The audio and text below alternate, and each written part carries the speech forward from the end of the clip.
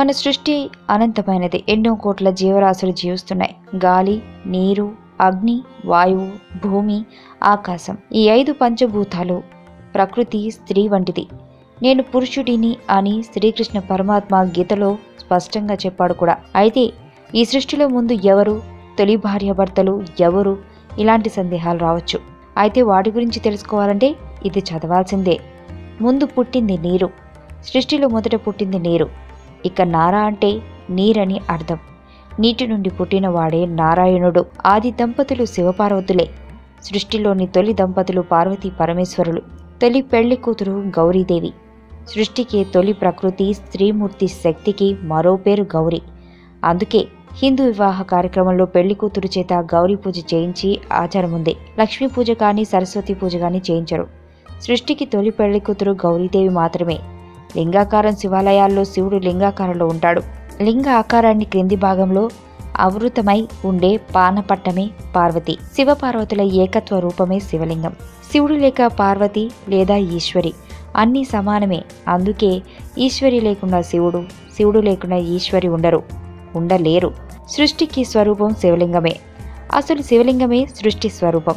స్త్రీ పురుషుల సంగమాన్నే శృంగారం అంటారు. శివలింగాన్ని పూజిస్తే ఈశ్వరులను లేదా పార్వతీ పరమేశ్వరులను, సృష్టిని, సృష్టి కార్యాన్ని అంటే ప్రకృతి, పురుషులను, శృంగారాన్ని పూజించినట్లే. అర్ధనారీశ్వరుడు. అందుకే పార్వతికి ఒక ఆలయం, పరమేశ్వరునికి ఒక ఆలయం విడివిడిగా నిర్మించరు.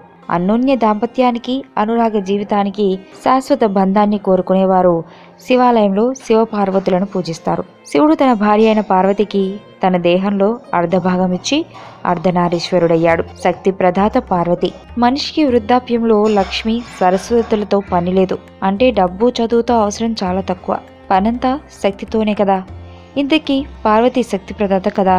అందుకే ప్రార్థనలు అన్నీ పార్వతికే. అందుకే వాగార్థ వివా సంపృక్తౌ వాగార్థ ప్రతిపత్తయే జగత్తః పితరౌ వందే పార్వతీ పరమేశ్వరౌ అని అన్నారు.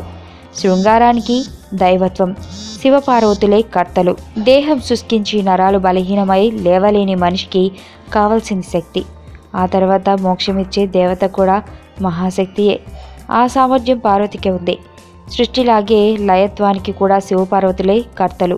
వారి చేసే కర్మే శృంగారం. దాని ప్రతీకే బిడ్డలు. వీరి పుట్టుకకై చేసే శృంగారానికి దైవత్వం ఉంది. మీకు తెలియని మరిన్ని రహస్యాలను తెలుసుకోవాలనుకుంటున్నారా? అయితే సబ్స్క్రైబ్ చేయండి రహస్యవాణి.